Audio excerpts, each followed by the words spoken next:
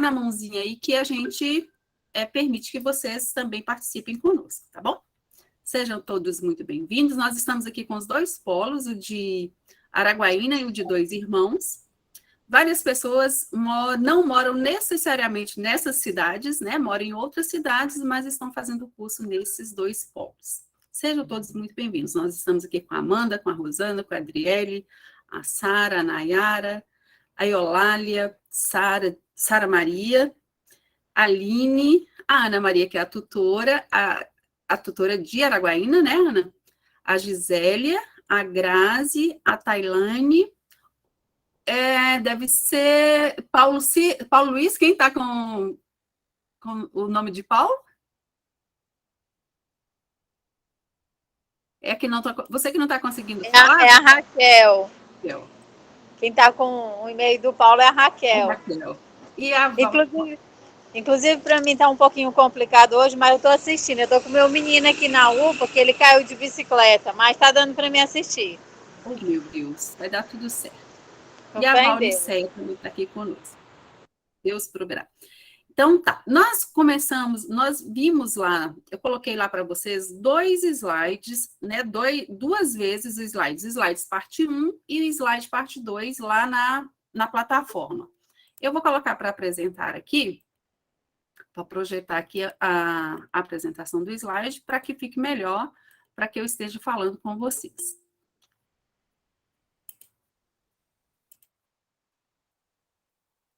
Tem umas pessoas que entraram agora, ou sejam todos muito bem-vindos, a gente já está começando, tá? A gente está falando nesse tópico de gestão administrativa e pedagógica na escola. De vez em quando eu vou precisar parar aqui, é porque as pessoas estão pedindo para entrar e ainda tem que ficar autorizando aqui, tá bom? Aí nós vamos ver primeiramente aqui o slide da parte 1. E tem uma pergunta no slide que eu não sei se vocês souberam responder para vocês mesmos. Eu acredito que vocês fizeram essa pergunta lá ao ler o slide, né? Eu perguntei o que é gestão científica. E aí, alguém soube responder essa pergunta? O que é gestão científica? Alguém soube? Pode falar. Sinceramente, eu vou responder. Eu não soube, não vou mentir. Não soube responder? Não. Ninguém soube responder o que é gestão científica? Também não tiveram curiosidade de pesquisar, não foram atrás, ou foram? Eu, infelizmente, não segui. Não fui. Olha, gente, hoje tem tudo fácil para a gente encontrar. Tá? Então, quando tiver um termo que vocês não sabem, pesquisa, né? Digita lá no Google que vocês vão encontrar. Então, tá tudo tranquilo para a gente encontrar. Tem livros também que tem tem essas informações. Mas o mais fácil hoje que todo mundo tem é computador, internet ou celular, que a gente vai lá, digita, procura e encontra, né? Conhecimentos. Grazi? Pode falar, Grazi. É um conjunto de conhecimentos, né? O que eu entendi, assim, quando eu pesquisei. Gestão científica é um conjunto de conhecimentos. Uhum. Quem mais? É uma forma planejada, assim, da gente transferir conhecimento para os outros, talvez. É assim que eu entendi, para, tipo, melhorar a forma que a gente vê as coisas. Oh, ok. Garantir uma melhor forma de aprender as coisas. Ou então de produzir alguma coisa. Ok, Sara. A Rosana levantou a mão. Pode falar, Rosana. O que é gestão científica? Foi um método criado pelo americano Frederico Winslow no fim do século XIX para o início do século XX. O Frederico Winslow Taylor, que inventou, né? Que escreveu alguma coisa sobre, que começou com essa história de conhecimento científico. E os outros foram pegando o modelo dele. Certo. Quem mais? Alguém mais quer falar? Amanda diz que é o conhecimento obtido também por método científico. Muito bem, essa participação é boa. Estão no caminho certo. Tem gente que conseguiu responder, tem gente que não, né? Lá na plataforma. Então, olha, gestão científica, esse termo, gente, ele é habitualmente usado para designar a aplicação de um conjunto de conhecimento obtidos pela aplicação do método científico à gestão das formas organizacionais. Então, as pessoas vão organizando as coisas de uma maneira que outras pessoas já organizaram e comprovaram que dá certo de fazer essa organização. Por que a gente está estudando isso? Né? Porque o Taylor, ele arrumou uma forma e estudou uma forma de organização e ficou comprovado que essa organização, em algum momento, deu certo. Pode ser que hoje algumas pessoas criticam, né, o Taylorismo, mas teve algum momento que foi usada e que deu certo. Vamos aqui para o segundo. Olha, a resposta que nós colocamos lá nos slides para vocês, né, foi o seguinte: administração ou gestão científica é um modelo de administração criado pelo americano Frederick Winslow Taylor, né? A gente chama mais de Frederick Taylor. Foi no final do século XIX e no início do século XX. Isso foi logo depois, foi logo quando começou as indústrias a aparecerem, né, com aquela força total. Aí ele criou esse método, e que se baseava na aplicação do método científico na administração com o intuito de garantir o melhor custo-benefício aos sistemas produtivos. Ele entendia que isso era o melhor jeito de estar organizando alguma coisa dentro da empresa. Chegou um tempo que ele criou uma máquina, chegou um tempo que criaram uma máquina para que as pessoas comessem sem gastar muito tempo de horário de almoço, para que continuassem produzindo e organizando as coisas, né, sem perder tempo.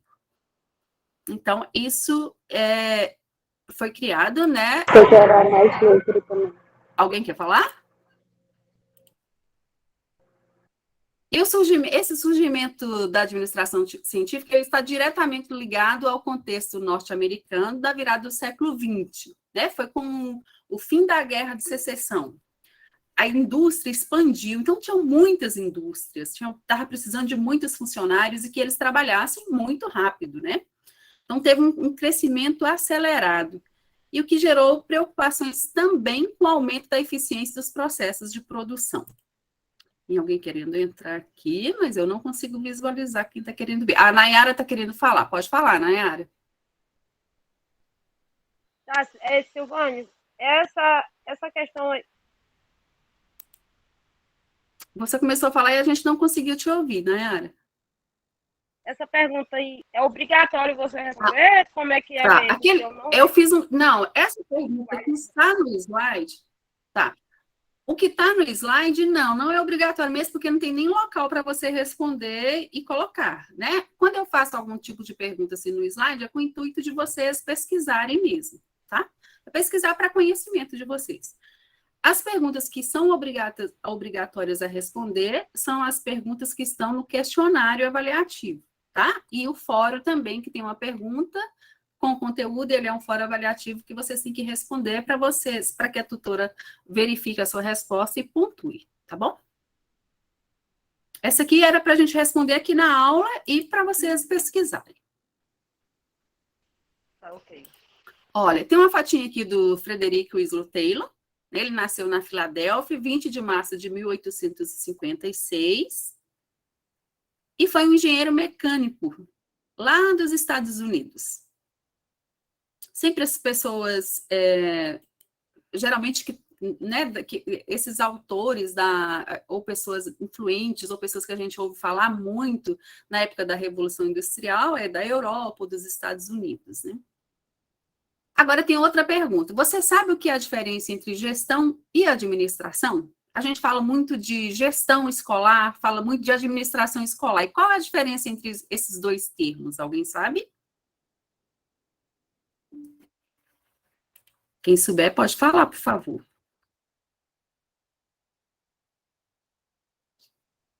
Nayane, você quer falar? Liga o microfone. Alguém sabe, gente, qual que é a diferença entre gestão administrativa e gestão? Entre gestão e administração? A Vanicéia levantou a mão. Pode falar, Vanicéia.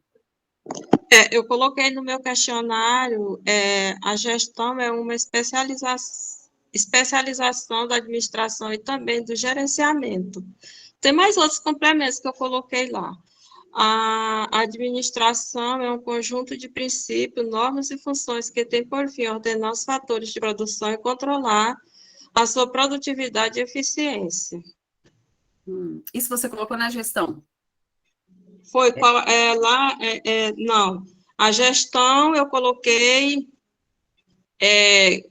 qual a diferença entre gestão e administração. Gestão é uma especialização da administração e também do gerenciamento, é lançar mão das funções e conhecimentos necessários para, por intermédio de pessoas, atingir os objetivos de uma organização de forma eficiente e eficaz. Tá. Mas quando a gente fala assim, o gestor da escola, o administrador da escola, o diretor da escola, não parece que a gente está falando da mesma pessoa? O que vocês acham? Parece. Parece, né? Olha. Parece. Mas é que eles têm uns cargos meio, como dizer, separados. São um conjunto relacionado, mas tem partes diferentes. Ok. Olha, seguindo aqui os slides, o termo gestão científica é habitualmente usado para designar a aplicação de um conjunto de conhecimentos obtidos pela aplicação do método científico à gestão das organizações formais. A gestão, ela é uma especialização da administração, também de gerenciamento, né? E logo o gestor faz basicamente a mesma coisa que o administrador. Então, não é que parece, é que eles fazem basicamente a mesma coisa, né? E o gerente também. A única diferença é que ele deve exercer o papel de forma mais criativa e habilidosa. Então, quando a gente fala do gestor, né, o gestor da escola, ele tem que fazer o seu trabalho de forma mais criativa, mais habilidosa possível. Né? Todas as pessoas têm que ver esse seu trabalho de forma mais criativa. Agora nós vamos ver aqui alguns princípios da gestão científica. Os princípios da gestão que pautam a gestão científica são a automatização física total por parte do trabalhador. Como eu disse para vocês, né, o trabalhador ele ia trabalhar da forma muito automática, né, querendo fazer muito, muito, muito e fazendo a mesma coisa no mesmo tempo, né, só fazia a mesma coisa. Eu ia colocar um parafuso no lugar, ia colocar aquele parafuso, ia apertar, né, usar uma ferramenta, ia fazer vários tipos daquilo. A gente vê muito isso em algumas indústrias de roupas em cidades grandes, né? Tem as costureiras, tem as pessoas que mexem com a máquina, que tem as pessoas que vão só pregar o zíper de uma calça, tem pessoas que vão só colocar o cos em uma calça. Vai fazer um vestido? Tem pessoas que vão fazer só a manga do vestido, só um detalhe, entenderam? Só um pequeno detalhe, vão pregar um botão da roupa, né? E outras pessoas vão fazer uma outra atividade. Então, o trabalho é dividido e uma pessoa vai fazendo de forma automática a mesma função, por muito tempo. A especialização do trabalho, a seleção científica dos trabalhadores, de acordo com suas aptidões e o controle do trabalho. A pessoa estudava, formava ou estava ali já treinado para fazer somente um tipo de trabalho. Deixa eu passar mais aqui. Olha, a administração científica, ela segue um padrão que vigora até os dias atuais e se baseia em 5 princípios fundamentais para a manutenção do modelo, que são o planejamento, a seleção e preparo, o controle, execução e singularização das funções. Então, esses aqui, a gestão científica, ela se baseia nesses modelos. Tá? De fazer esse planejamento, de fazer essa seleção de preparo, o controle a gente está falando aqui de material de uma indústria grande, mas a gente pode também comparar isso aqui com uma escola, né? A gente vai trabalhar na secretaria, você tem que ter um planejamento para você executar o seu trabalho, não tem? Você vai fazer lá as matrículas dos alunos, você não tem que planejar como é que vai ser feito aquilo? Qual turma que vai fazer primeiro? Né? Vai fazer um levantamento, lá o diretor pediu para você fazer um trabalho, você vai fazer o trabalho, você tem que planejar como você vai executar aquele trabalho. Né? Às vezes são vários dados que as pessoas que trabalham na secretaria precisam levantar. Então, precisa de ter muita atenção para executar essa ação, né? Tem que ter o planejamento, tem que ter essa seleção e esse preparo do que você vai fazer primeiro, tem que ter o controle, né? Porque às vezes você já passou a informação, vai passar novamente, e tem que executar esse trabalho também. E tem que singularizar essas funções do que você vai fazer, né? O que você vai fazer primeiro, o que você vai fazer depois, e o que você vai fazer nessa semana, o que você vai fazer na próxima semana, e por aí vai. Alguém gostaria de falar? Olha, esse modelo de trabalho, ele buscava mais facilidade ao ser dividido por funções, né? Tinha as funções, aí dividia por função, então era para facilitar o trabalho, né? Eu digo, por Além enquanto, de facilitar, eles também produziam bem mais também. Por meio de Oi, Sara, não deu para entender o que você falou. Pode repetir, por favor? eu estava comentando que o Fordismo também ajudou, tipo, além dele facilitar a produção, me deu muito mais trabalho feito no processo. Nayane, você quer falar? Não, tô falando, por enquanto, tô só lhe ouvindo mesmo. Tá. Você só desliga seu microfone, por favor? Tá. Tá? Porque dá interferência aqui pra gente. Ok. Deixa eu voltar. Tá, voltar aqui no slide que a gente falou. Olha, esse modelo de trabalho, ele buscava mais facilidade ao ser dividido por funções, já que assim tarefas desnecessárias não precisavam ser realizadas, né? O que automaticamente otimizava o serviço. Se você organiza, se você planeja, se você sabe o que você vai fazer primeiro, né, segundo, terceiro, o que vai fazer hoje, o que vai fazer amanhã, o que vai fazer depois, isso vai otimizar o seu trabalho, né? Automaticamente o seu trabalho vai ficar mais fácil. E vai ficar mais fácil também para as outras pessoas entenderem o que você está fazendo. Vejam bem, gente, nem sempre a gestão ela se afigurou como nos dias que correm. As empresas têm evoluído ao longo do tempo, né? Vejam que do século XX até agora, né, passaram 100 anos aproximadamente, então muita coisa mudou, né? Muita coisa, por isso que eu disse para vocês, muita coisa que era bom naquele tempo, hoje talvez não seja, né? Mas naquele tempo foi útil e serviu para as pessoas que viviam naquela época. Então, na verdade, a busca de formas mais eficazes e eficientes de organizar o trabalho é quase tão antiga quanto a própria gestão. Sempre que teve alguém, né, na gestão, teve as pessoas que recebiam as ordens, que executavam, né, que faziam o trabalho. E no início do século XX, as empresas enfrentavam dificuldades devido à baixa qualificação e ineficiência dos trabalhadores, né? Não tinha pessoas qualificadas para executar os trabalhos. Então, tinha muita dificuldade. Então, tinha que pegar as pessoas e treinar para aquele trabalho, né? E, às vezes, a pessoa não tinha formação, eram muitas pessoas que não tinham leitura. Então, tinha que fazer um treinamento com aquelas pessoas para que elas aprendessem o trabalho. E muitas pessoas aprendiam mesmo errando, né? Aprendiam ali no dia a dia, mas muitos erravam também nas suas funções. Então, foram estas vicissitudes que deram mote ao surgimento da gestão científica. E com o tempo foi aprimorando, né? Até que hoje a gente trabalha e trabalha bem com o que a gente tem. Agora, se a gente perguntar, daqui a alguns anos, a gente vai usar da mesma forma que a gente está usando hoje? Pode ser que sim, pode ser que não. Né? Vão aparecer outros modos de trabalhar, outros modelos de trabalho, outras pessoas vão inventar novas alternativas aí para fazer o trabalho e fazer bem feito. Hoje a gente faz todo tipo de trabalho focado na humanização, né? Antigamente, não sei se vocês já ouviram falar, a gente chegava numa secretaria escolar, a secretária da escola tratava as pessoas muito mal. O diretor, às vezes, né, brigava muito com os alunos, respondia mal os pais de alunos que iam até a escola. Hoje, já não faz mais isso, né? Mudou bastante. Alguns fazem, né? Mas não podem.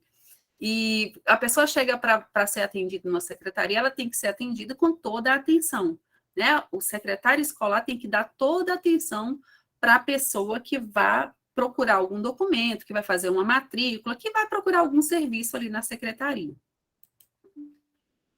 A gestão científica, ela baseava-se no aumento de produtividade, alcançando através da eliminação de desperdícios e perda. Aí tem os estudos, o próximo slide aqui fala nos estudos de Taylor, né, que eles eram orientados para a melhoria da produtividade, né, não podia ter desperdício, e contribuíram para a evolução da gestão. Pelo desenvolvimento de métodos de trabalho, série de tempo de descanso, né? Tinha o tempo programado certinho para o seu descanso, você só podia sair do serviço ali, você ia sair meio-dia, não podia sair 5 para meio-dia, tinha que esperar o tempo, né, do relógio para você sair. Pagamento em função das unidades de trabalho produzidas e determinação de produção esperada padrão, né? Era determinado um serviço que era para fazer, e aquele trabalho tinha que ser executado. Aí, na época, a introdução de conceitos da gestão científica no mundo empresarial teve muita resistência por parte de sindicatos e trabalhadores. Né? Muitos sindicatos ou muitos trabalhadores não gostaram desta gestão científica. Né? Porque isso aí colocava as pessoas para trabalhar de uma forma muito certinha e muito específica, que não podia estar fazendo nenhuma alteração daquele jeito de trabalhar, né? Era um modelo de trabalho, tinha que seguir aquele modelo sem sair do rumo do que foi especificado para aquele modelo. E, na verdade, ainda hoje, o Taylorismo é visto como algo perverso para o trabalhador, o que deixa transparecer a incompreensão do contributo de Taylor para a evolução da gestão. Muitas pessoas não gostam, né, desse método de trabalho. Hoje em dia a gente vê, por exemplo, o seu trabalho é para fazer, você tem que fazer, muitos determinam por tarefas, né? Você vai fazer essa tarefa. Quando você terminar, você pode ir embora. Deu, por exemplo, eu saio meio-dia do meu trabalho, mas deu 10 para meio-dia, eu já terminei o meu trabalho, eu não preciso ficar ali cumprindo o horário, né? Eu posso ir embora. A não ser que você trabalhe no atendimento. No atendimento você tem que ficar até o tempo final que é determinado para você ficar, porque pode chegar alguma pessoa e você tem que estar ali para atender. Frederico Taylor, ele criou novos métodos trabalhísticos que adotou um padrão científico e eficiente. Esse modelo de trabalho se baseava nos seguintes princípios. Opa, estão aqui. A divisão do trabalho por meio de sistema digitalizado para reduzir custos e otimizar a produção, né? Fazia os trabalhos rápido, em sequência, otimizando assim o tempo e produzindo mais. Quem gostava disso, gente, eram os donos das grandes empresas, né? Porque o trabalhador estava ali trabalhando e isso, né? Quanto mais ele trabalhava, mais lucro para a empresa ia dar. Utilização de máquinas em detrimento da redução do custo e da mão de obra. Já tinham as máquinas, né? E eles já trabalhavam com essas máquinas, então ia reduzir o custo da mão de obra. E uma organização que aumentava a produção de trabalho e não reduzia os salários. Então, a pessoa trabalhava mais e ganhava o mesmo salário que ele ganhava anteriormente. Bom, nós terminamos esses aqui. Esses aqui foram os primeiros slides que eu coloquei lá na plataforma. Alguém tem alguma pergunta para fazer sobre esse material aqui que foi passado? Algum comentário? Pode ficar à vontade. Por enquanto está bem compreensível. Está dando para compreender bastante. Ok, vou colocar uma foto lá no grupo, só para a gente ter uma foto registrada. Isso, deixa eu colocar aqui um outro.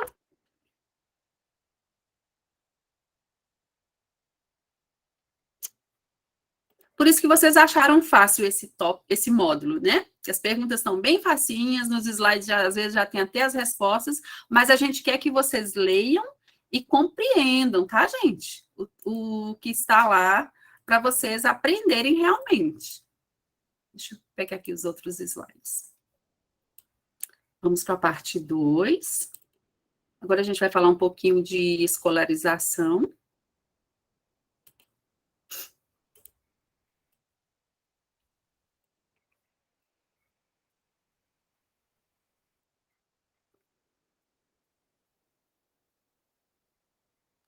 A gente vai ver aqui um pouquinho do método de produção criado por Ford, tá? A gente ouve falar muito em Taylorismo e Fordismo, né? Então, a gente vai ouvir falar um pouquinho de Henry Ford aqui, só para vocês compreenderem. Olha, o Fordismo ele surgiu com o objetivo de sistematizar a produção em massa, criado em janeiro de 1914. Ele era um americano, Henry Ford, e o sistema foi um marco no mercado automobilístico da época, pois reduziu o tempo de produção e o custo dos veículos. Aqui que produzia mesmo em série, gente, porque o Henry Ford, ele era da Ford, vocês sabem aí da empresa Ford, né, que fabrica carros. Então, o Ford, ele criou esses métodos de produção em massa também, ia fazendo, só queria fazer, né, e os trabalhadores tinham que ir fazer, né, e fazer com eficiência o trabalho e produzir muito. Podemos destacar alguns dos benefícios do Fordismo, que é a produção em massa para atender grandes demandas, né? Antigamente, os pátios das empresas de carro ficavam lotadas, hoje já mudou, não fica mais, eles estão fazendo aos poucos, que é para não sobrar carros nos pátios das empresas, né?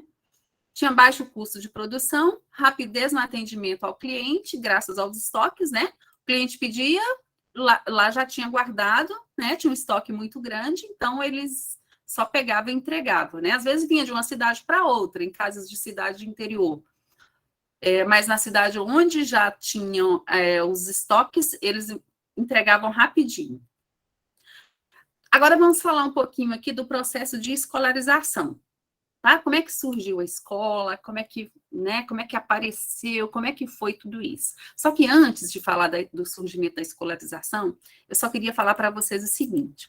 Vocês sabiam que o formato da nossa escola, né, o formato da divisão da educação básica, é um dos melhores do mundo, apesar de que a gente não tem o número de analfabeto pequeno, né? Mas o nosso sistema de ensino, ele é um sistema de ensino reconhecido mundialmente, né, como um sistema educacional muito bom, tá? Que não sei se vocês sabem, muitas pessoas aí devem saber, a educação básica, ela se divide em educação infantil, ensino fundamental e ensino médio, né? Então, várias pessoas de vários países, né, gostariam de copiar o nosso modelo educacional, o nosso modelo de escola, porque essa divisão ficou muito bacana e eles acham muito bom da maneira que a gente ensina aqui no Brasil. Olha, o processo de escolarização, deixa-me voltar aqui.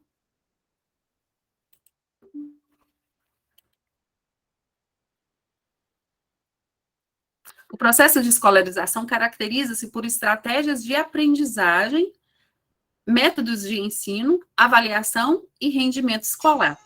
Por que a gente está falando de tudo isso, gente? Porque quando você trabalha numa escola, você tem que saber tudo sobre a escola, tá? Tudo sobre o jeito de ensinar da escola, todo o método utilizado. A Tamara gostaria de falar? Tamara, pode falar. Não, é porque eu acabei de entrar e não estava escutando direito vocês falar, mas deu certo aqui. Ok. Tá bom, obrigada. Nada. Então, vocês têm que saber do rendimento escolar da escola, né? Para falar bem da escola, tem que saber sobre as notas. Como é que é? O pai vai chegar lá na escola e perguntar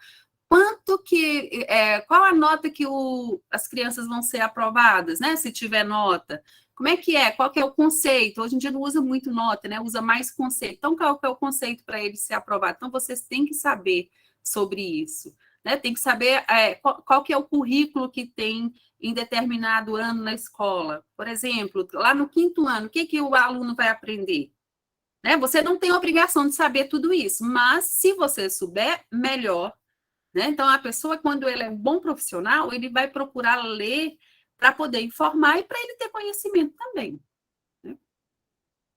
O tempo da duração de aulas, a imobilidade de carteiras. Né? Oi, Nayane. Quer falar? Então eu penso assim, que a pessoa, como bom profissional, ele tem sempre que buscar mais capacitação para poder transmitir para as pessoas, né? Exatamente. Está sempre atualizado nas coisas, né? Tem que estar sempre procurando para ele saber informar, né? E para ele saber para ele também. Justamente, pois é.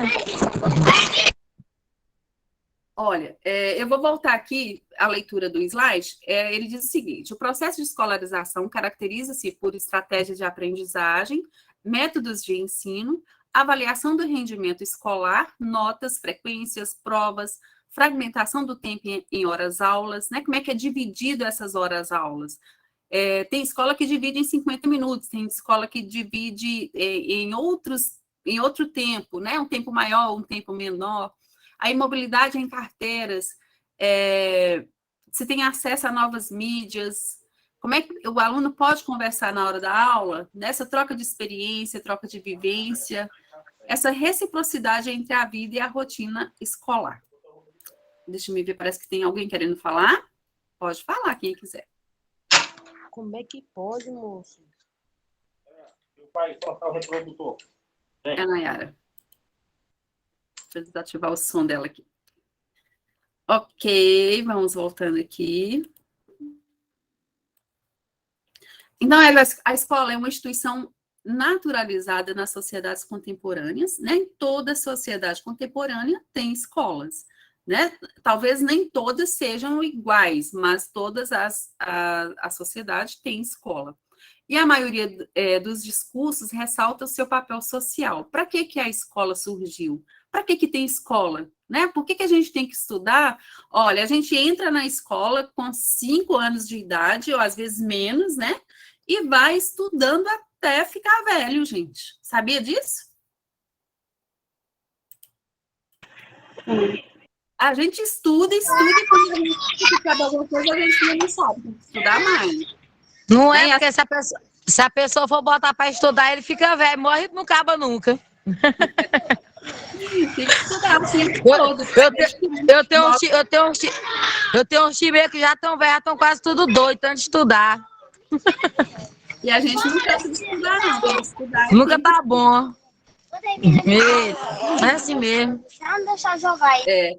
E mesmo assim, parece faltar os discursos sobre a escola em grande medida, né? Que é uma postura crítica, mas sincera acerca dos processos da sujeição e rotinização dos conhecimentos das relações das práticas escolares. Aí a gente pergunta, né? Para que eu estudo? E tem gente que estuda tanto, gente, e trata as pessoas mal. Né? Então, não importa eu só estudar e ter conhecimento, eu tenho que saber tratar o outro bem. Né? Eu tenho que chegar na escola, eu tenho que cumprimentar todas as pessoas que trabalham na escola. Às vezes a pessoa chega, dá um bom dia e a pessoa que já tem tanto estudo e não responde. Né? Então, é a humanização. Né? A escola é para criar seres críticos e conscientes dos seus atos, né, dos seus deveres. Então, por isso, a gente precisa estudar e respeitar o outro. E a gente precisa ensinar os alunos a respeitarem os outros.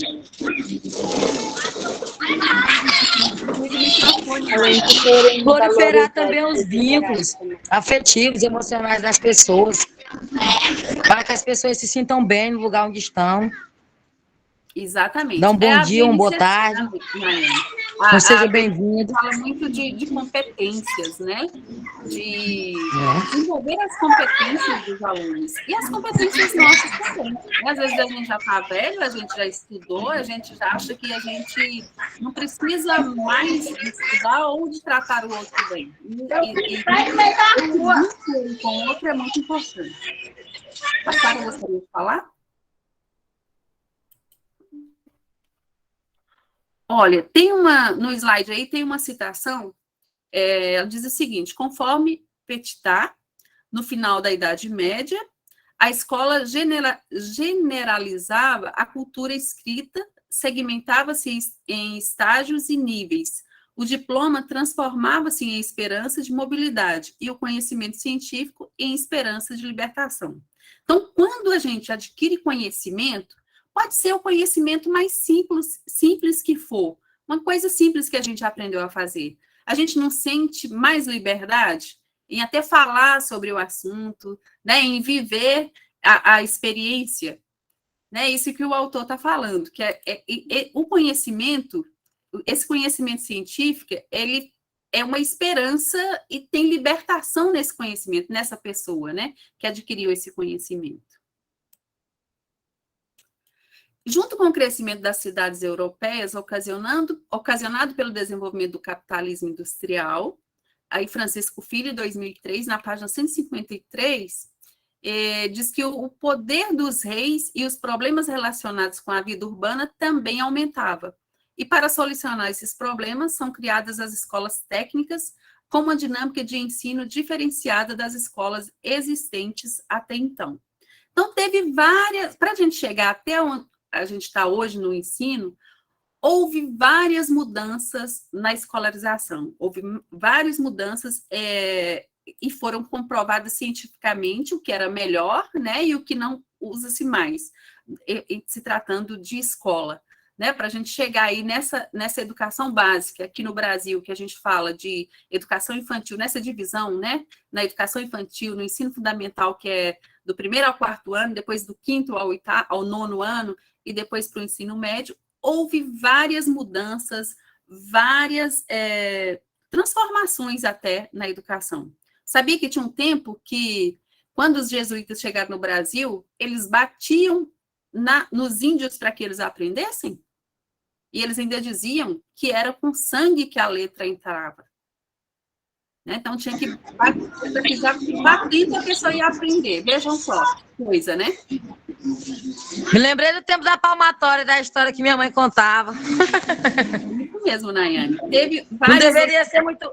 No tempo da minha mãe era o tempo da palmatória. Não era muito bom, não, esse negócio, não. E o professor fazia perguntas, se você não soubesse responder, você apanhava na mão, e a palmatória era tipo uma colher de pau, né? Só que mais pesado. Tinha um furo no meio. Eu ainda cheguei a ver. Pois é, não está muito longe da nossa realidade, né? Está bem longe não. Olha, logo após o descobrimento do Brasil, a Companhia de Jesus foi enviada ao território brasileiro para integrar os nativos ao mundo cristão. Então, criada no final do século XIX, teve a Escola Ateneu, no modelo de internato destinado às elites, né? As crianças, além dos cuidados referentes à transmissão, atentavam aos cuidados corporais. E a gente achava que só o professor sabia, nessa época aqui, olha, só o professor era detentor do conhecimento. Ninguém podia participar da aula. Tanto é que as escolas, elas tinham um tablado na frente, mais altinho, né, onde o professor se posicionava. Porque ali ele subia, quer dizer, ele sabia mais do que todo mundo. E o que a gente acredita hoje? Que a gente aprende junto com os alunos. Né? Eu não vou para a escola achando que eu sei tudo, que eu vou transmitir conhecimento. Eu não transmito conhecimento. Eu troco os meus conhecimentos, né? Porque eu sei de alguma coisa, mas o meu aluno sabe de outra. A introdução às concepções mais tecnicistas. É verdade, a gente tem que dar o conhecimento e receber o conhecimento, que é através da gente que muitas pessoas aprendem, e a gente aprende também através de muitas pessoas. Compartilhar o conhecimento. Desse jeito que a gente entende a escola. Olha, a introdução das concepções mais tecnicistas e profissionalizantes da educação escolar após a vinda da família real portuguesa para o Brasil.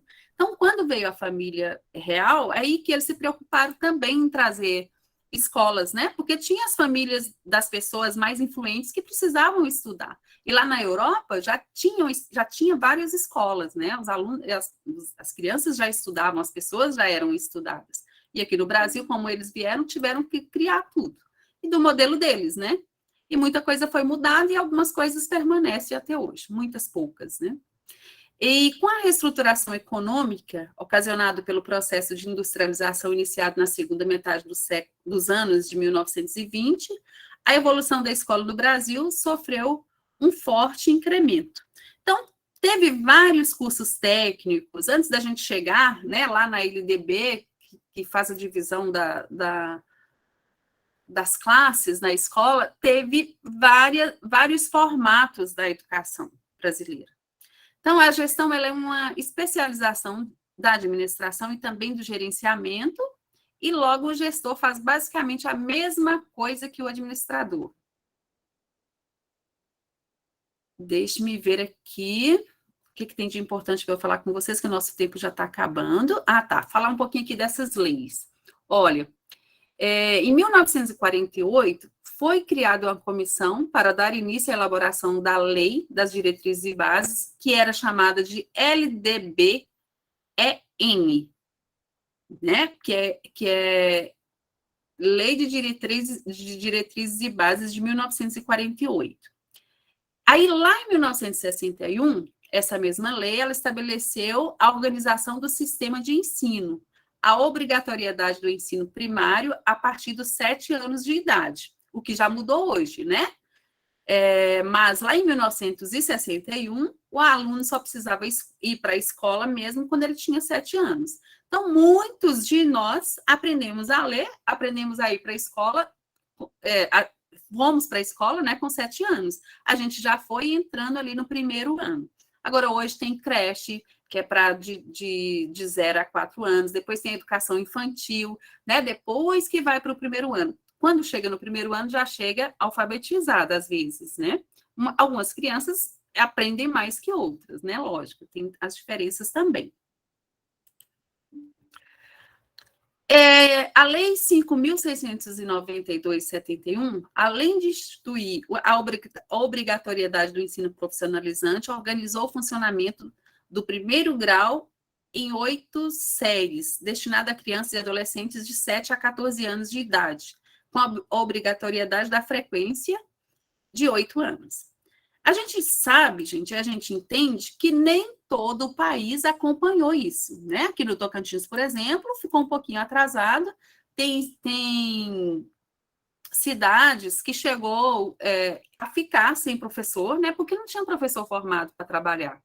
E muitos professores, às vezes, eram professores sem formação, ensinavam o que eles sabiam para os alunos das escolas. Tem muitos alunos que moravam em fazendas, que moravam em sítios também, que ficaram sem acesso à escola, e há pouco tempo que essa realidade vem mudando, né? Hoje não tem mais ninguém fora da escola. Se tiver, o conselho tutelar vai lá, vai acionar, né? Vai conversar com os pais, vai ver a escola mais próxima para que esse aluno possa frequentar, para que essa criança possa frequentar.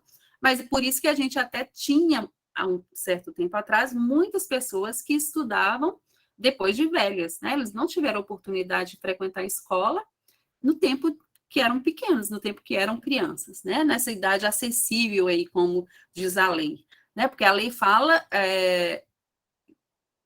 que é obrigação do Estado, né? A obrigação e dever do Estado que todas as crianças tenham a escola para frequentar. Mas a gente sabe que muitas não tiveram essa oportunidade, né? Por algumas dificuldades. E que bom que hoje, né, vocês já vão criar os seus filhos tendo uma escola próxima para eles frequentarem, tendo uma creche, tendo uma educação infantil, né? Você já estudou, então você vai poder fazer esse acompanhamento. Agora, pensa lá nos nossos pais, nos nossos avós, que não tiveram essa condição, né? Tinha muita gente que levava um professor, muitas pessoas de fazendas levavam um professor, essas aulas eram dadas lá nas casas, né? Então, a criança, ela levantava de madrugada, ficava em ponto esperando outros passarem para ir. Teve muito caso no Tocantins e no Pará, que alunos meus contam, de casos de onça que mordeu, né? Ataque de cobras, de pessoas, de crianças que ficavam em pontos esperando. Isso sem falar nas nossas estradas, né, gente?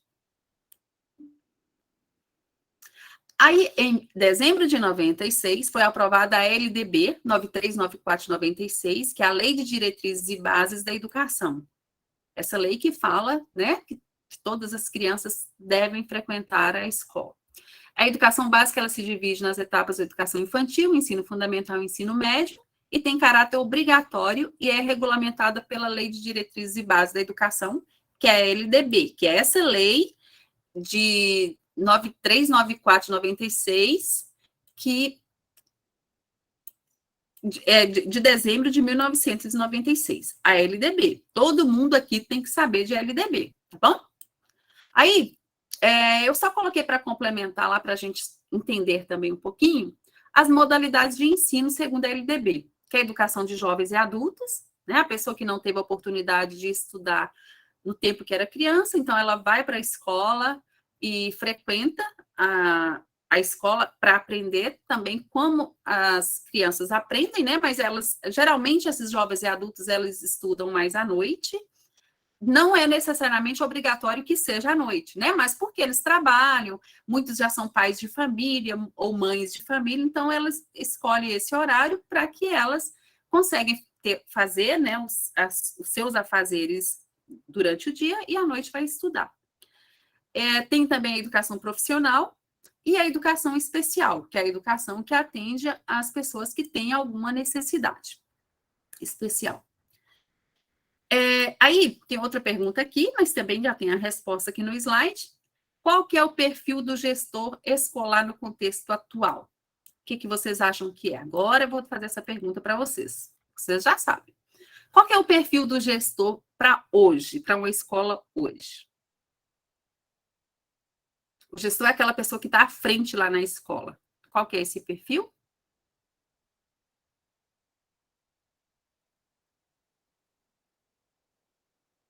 Ninguém sabe, não acredito.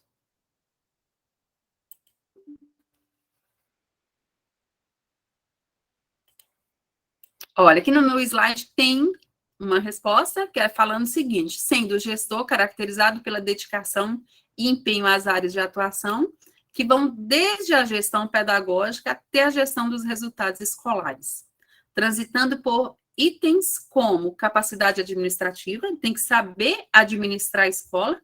Olha, na escola a gente tem professor, nós temos as pessoas que trabalham na limpeza, as pessoas que fazem a merenda, temos os porteiros, temos o pedagógico da escola, né? E temos o pessoal da secretaria. Então, esse gestor ele tem que saber trabalhar com todas essas pessoas, né? Então, ele tem que ter essa capacidade administrativa, a gestão financeira e até relações pessoais entre funcionários, pais e estudantes. De vez em quando vocês estudavam, quando vocês estudam, né? Todo mundo aqui é bem novinho, acredito que ainda estudam, não chegam pais bravos lá na escola brigando por alguma coisa que aconteceu? Então, o gestor da escola ele tem que ter capacidade, tem que ter domínio, né? Para saber controlar essas situações. E entre funcionários também, né? Depois a gente vai ver um tópico aqui de relações interpessoais dentro da escola, né? Porque o gestor ele tem que saber administrar essas relações pessoais entre funcionários também, né? Entre os estudantes, entre os pais. Tem aqui, olha, o gestor escolar ele tem como principais objetivos liderar a equipe escolar, envolver a comunidade escolar e aproximar as famílias da escola, conduzir a construção do projeto político-pedagógico, garantir o cumprimento do calendário escolar, valorizar e coordenar os colaboradores e professores, garantir o bom desempenho dos processos de ensino-aprendizagem, intervindo quando for necessário, criar condições para a capacitação continuada dos professores e profissionais da escola, gerir de forma transparente e responsável os recursos humanos, materiais e financeiros da escola. Lógico que você, trabalhando na secretaria, não é você que vai tomar conta e não é você que vai ter que ter esses principais objetivos aqui, né? Mas você tem que compreender todos esses objetivos para você poder estar ajudando na escola. A função de todo trabalhador em uma escola é ajudar no desenvolvimento da escola, para que os alunos tenham uma educação de qualidade. Toda a função da escola é para que os alunos tenham uma educação de qualidade, tá? Só vou passar mais 2 slides aqui, que é falando de gestão participativa, né? A gestão escolar participativa é aquela em que a comunidade participativa participa ativamente do planejamento, né?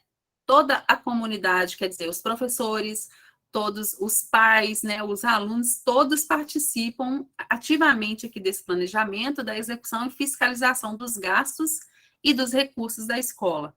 E as decisões são tomadas pelo conselho escolar, né, que é formado por professores, por alunos, por pais da escola, e formado por representantes, né, dos pais, dos alunos, dos professores, coordenadores, secretários e diretores escolares.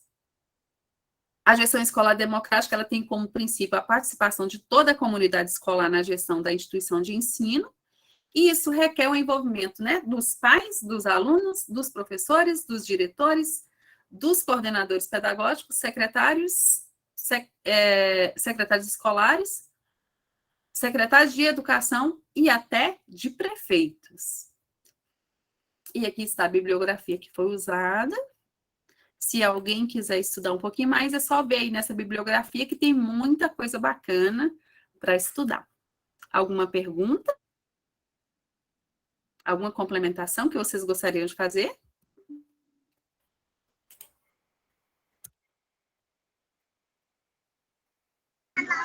Não, até agora não. Até agora estou lhe compreendendo, querida. Tá tranquilo, né? Só de boa. Ótimo. Aqui, o conteúdo, esses dois conteúdos dos slides a gente já viu. Agora já são, a gente conseguiu ver tudo hoje, né? Já são 18h58. Alguma dificuldade do portal lá, vocês ainda estão tendo? Sim, querido, eu não consegui, ainda não fiz nenhuma atividade. Eu queria que você me mandasse novamente para mim ver se eu recupero, né? Que é o jeito. Nayane. Na verdade, esse celular ele não é meu, é da minha mãe. E não é só eu que uso ele. Aí eu tava assim meio atrasada, tô meio atrasada, né?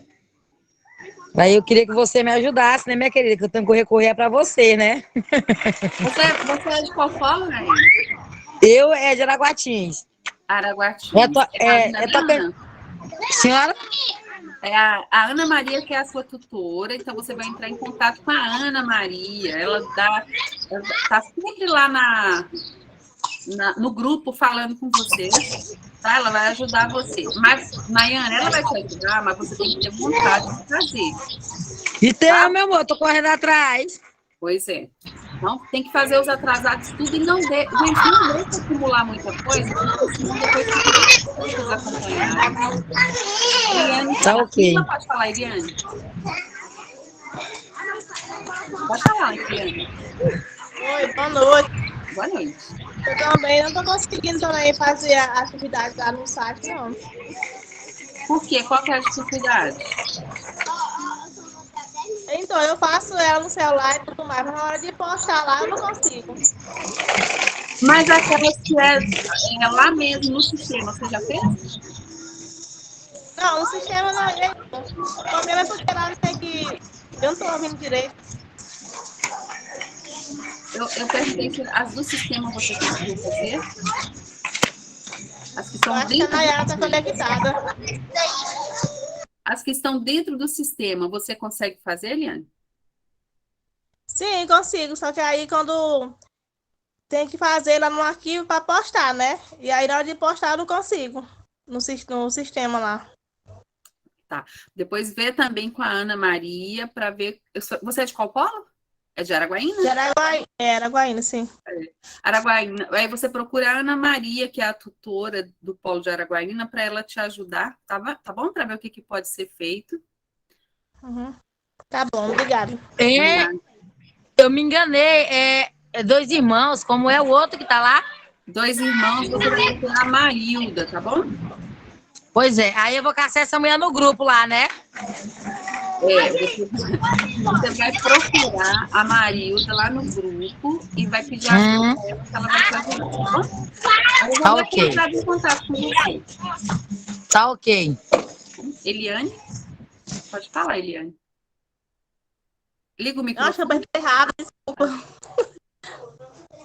Já falou? Grazi. Liga o microfone, Grazi. O curso, ele vai ter a duração de quanto tempo? Ele vai terminar em agosto. Só que em julho a gente tem 15 dias de férias, tá? A gente vai até dia 15 de julho e depois a gente retorna em agosto, vai até mais ou menos dia 15 de agosto. Tá. Bom. Então, vamos focar, gente, fazer as atividades, vamos terminar esse curso, fazer um curso bem feito, estudar o material que está lá. Lá na plataforma tem mais material de leitura, tem um livro lá que é super interessante, que fala de gestão, dos tipos de gestão, fala da gestão democrática, fala da formação da escola. Então, é interessante que vocês leiam, tá bom? Liane, você levantou a mão, quer falar? Quer falar mais? Oi? É porque a farinha na colher. Fala aí, fala aí. Deixa eu desligar aqui o microfone. Alguém mais gostaria de falar, gente? Não, amiga, só isso mesmo. Tá de boa. Então tá. Gente, então eu vou despedir de vocês, tá bom? Tá ok. Foi muito bom estar com vocês. Também gostei muito de você.